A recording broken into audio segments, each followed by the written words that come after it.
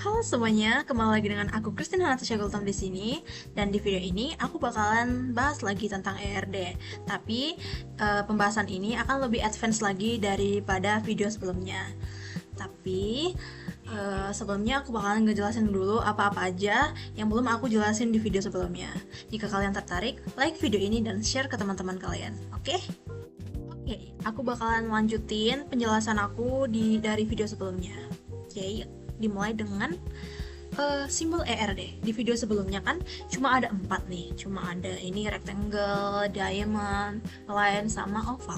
Nah di video ini ada beberapa nih tambahannya, tapi aku bakalan jelasin untuk mengingatkan kembali teman-teman tentang simbol ini. Yang pertama ini ada rectangle di sini, ini untuk mewakili entitas atau tabel utama. Kemudian di sini ada diamond atau belah ketupat, ya. Ini untuk relasi. Misalnya apa sih relasi itu misalnya ada di sini entitas dosen dan di sini ada entitas mahasiswa. Jadi yang menjadi relasinya adalah mengajar. Jadinya dosen mengajar mahasiswa seperti itu. Kemudian di sini ada line untuk penghubung antar atribut atau relasi untuk entitas-entitas. Kemudian di sini ada oval untuk atribut. Kemudian ada di sini oval, tapi di sini bedanya itu teksnya itu digarisbawahi. Nah, ini untuk primary key. Kemudian di sini ada oval yang garisnya putus-putus. Itu untuk apa sih? Ini namanya atribut turunan. Di mana sih atribut turunan itu? Nah, misalnya di sini ada yang berbentuk ini untuk jabatan dosen gitu. Terus ada cabangnya yang isinya itu enggak deng. Kita buat tanggal lahir aja. Di sini tanggal lahir. Terus ada cabangnya dan bentuknya gini dan isinya itu umur.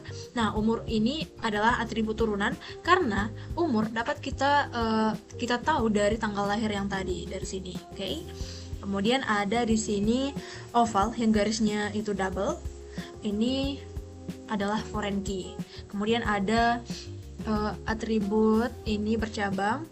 Ini untuk sub atribut. Misalnya di sini ada jabatan. Nah, inilah contoh yang pas. Di sini ada jabatan dosen. Kemudian ada sub atributnya itu wali kelas. Maka maksudnya itu ada dosen yang menjabat sebagai wali kelas. Oke. Ini untuk yang ketiga-tiga ini untuk entitas-entitas yang lemah. Oke. Selanjutnya kita bakal bahas yang namanya kardinalitas. Apa sih kardinalitas itu? Kardinalitas ini berfungsi untuk menunjukkan hubungan yang terjadi dari entitas yang satu ke entitas yang lain. Begitu juga sebaliknya. Kardinalitas ini terdiri dari 3 bagian, yaitu yang pertama itu one to one. Jadi setiap anggota entitas hanya diperbolehkan berhubungan dengan satu anggota entitas lainnya. Kemudian ada one to many. One to many ini setiap anggota entitas diperbolehkan berhubungan dengan banyak entitas lainnya. Kemudian many to many. Ini artinya setiap anggota entitas diperbolehkan memiliki hubungan yang banyak dengan entitas lainnya, begitupun sebaliknya. Nah, untuk contohnya kita akan buat nanti visual dari ERD-nya, oke? Kemudian untuk kasus yang bakal kita bahas di video ini adalah ini.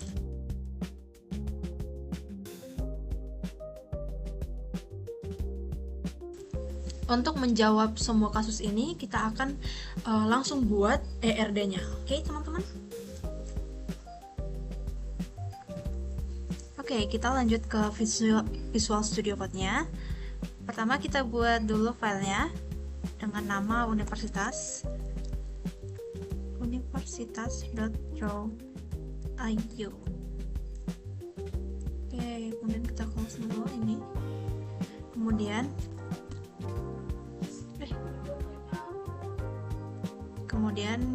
kita buat entitas yang pertama itu entitas dosen.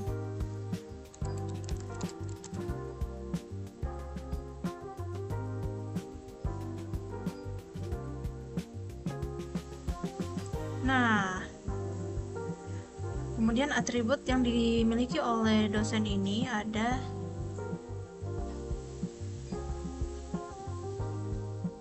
yang namanya nama dosen. Sebenarnya ini dulu tapi sudahlah ya. Send. Sini kita buat nipnya. Kemudian pada jabatan.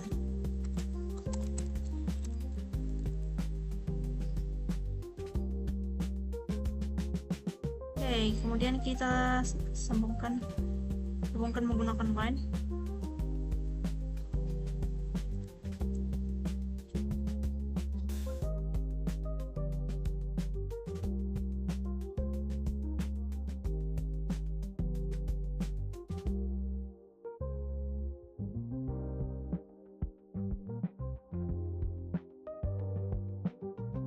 Nah, di sini kan yang menjadi primary key-nya itu nib, maka kita buat dia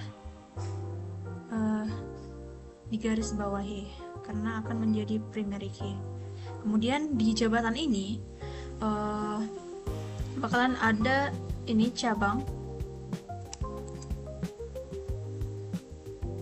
karena di sini ada di kasusnya ada dibahas tentang wali kelas, maka kita buat kejabatan sebagai atribut cabangnya, atribut bagian dari jabatan.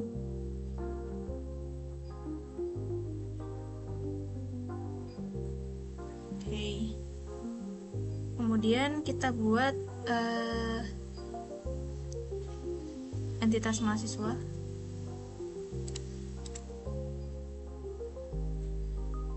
Kita buat di sini aja. Mahasiswa. Oke. Kemudian kita buat relasi dulu ya. Sini dosen mengajar mahasiswa.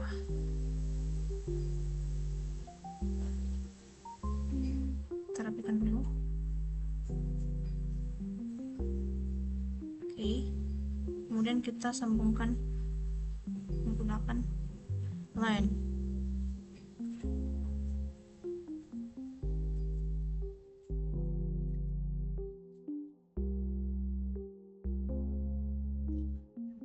Line itu sharp.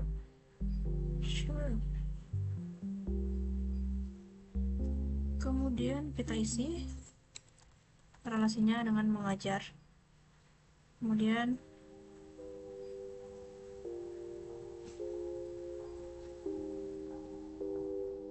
oke.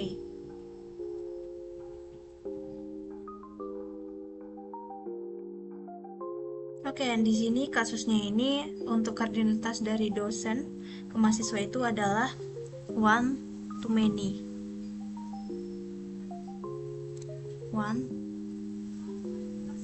to many. M aja sih. Kenapa? Karena satu dosen bakalan mengajar banyak sekali mahasiswa. Oke.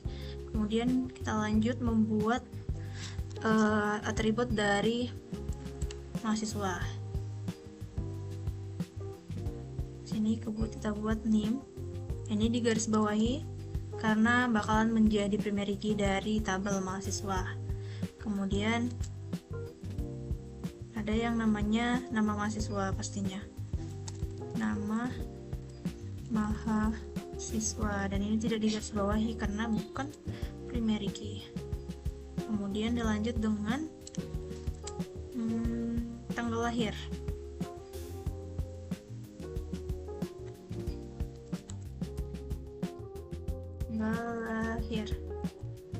Lahir. Kemudian ada NIP dosen wali.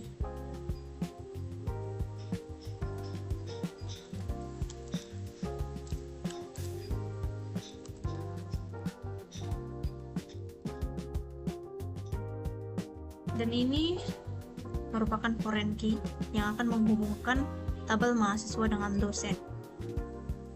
Kemudian kita rapikan dulu terlebih dahulu ya.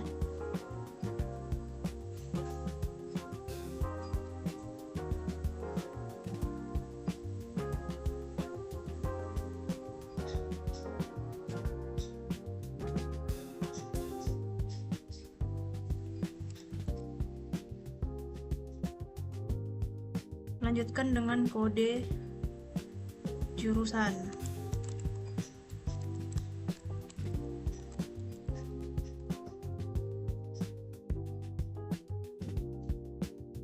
Kemudian kita buat satu lagi oval, send to back.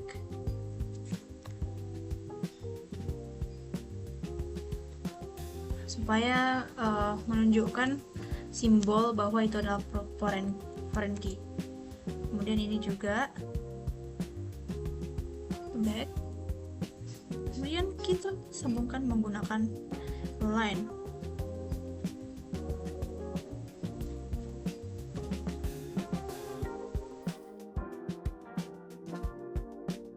Kemudian kita buat entitas jurusan. Dan bakalan ada relasi mahasiswa mengambil jurusan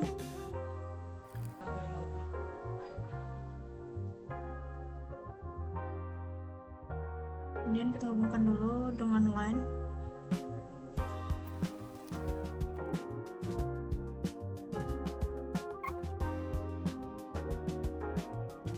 Di sini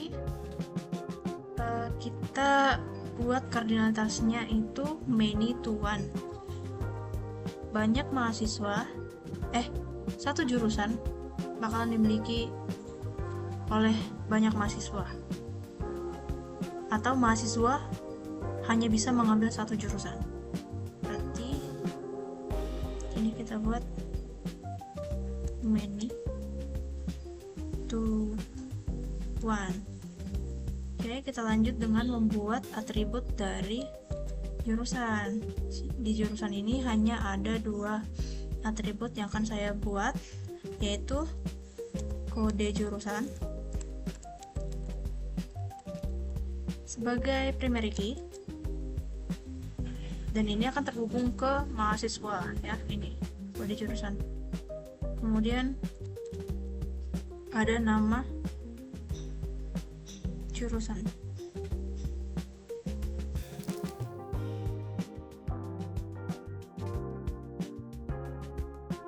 Oke, kita hubungkan dengan menggunakan line. Oke, kita lanjut untuk tabel mata kuliah.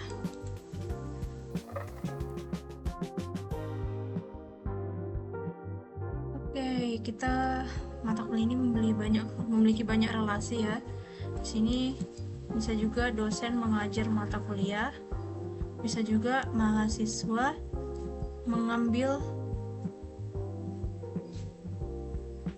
mata kuliah. Kemudian di sini relasi dari jurusan ke mata kuliah itu ada bisa di jurusan terdapat mata kuliah.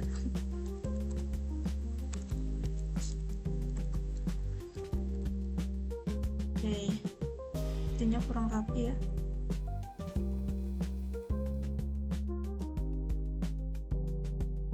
Oke, kita sambungkan, kita hubungkan menggunakan line.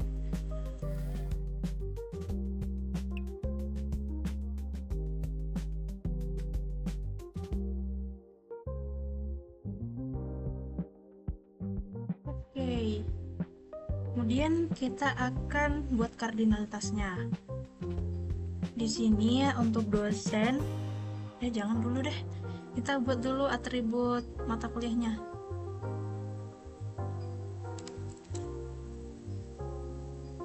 Di atribut mata kuliah ada kode mata kuliah yang akan menjadi primary key. Kemudian ada NIM, ini akan menjadi foreign key juga ya. Kemudian ada SKS.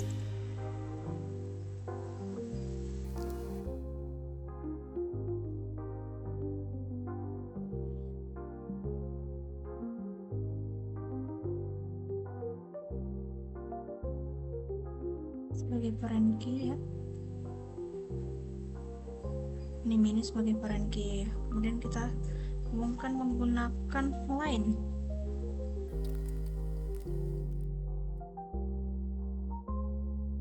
Oke, sepertinya sudah rapi ya.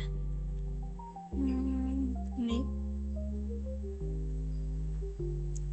foreign key-nya. Kemudian kita buat kardinalitas antara dosen ke mata kuliah. Kalau ini many to many, karena dosen bisa mengajar banyak mata kuliah, atau mata kuliah bisa banyak mata kuliah yang akan diajarkan oleh dosen. Many to many. Kemudian jurusan ke mata kuliah itu one to many, karena satu jurusan akan terdapat banyak sekali mata kuliah. Oke, kira-kira beginilah hasilnya ya teman-teman.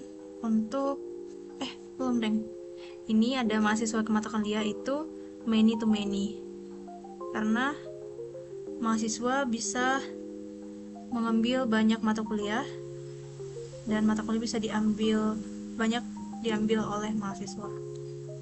Oke, dan inilah hasil akhirnya. Untuk hasil akhirnya saya akan buat di akhir video ya teman-teman.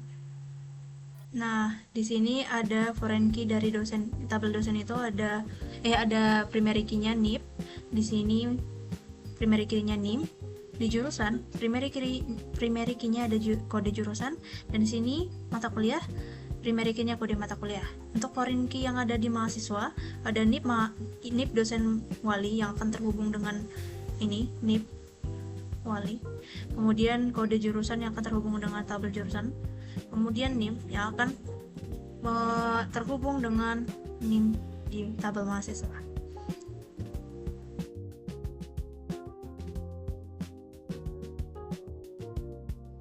Oke, demikianlah video yang bisa saya buat untuk teman-teman sebagai edukasi. Semoga teman-teman bisa mengerti. Maaf jika ada belibet, karena kita masih sama-sama belajar ya teman-teman. Maaf jika ada yang salah. See you again. Bye-bye.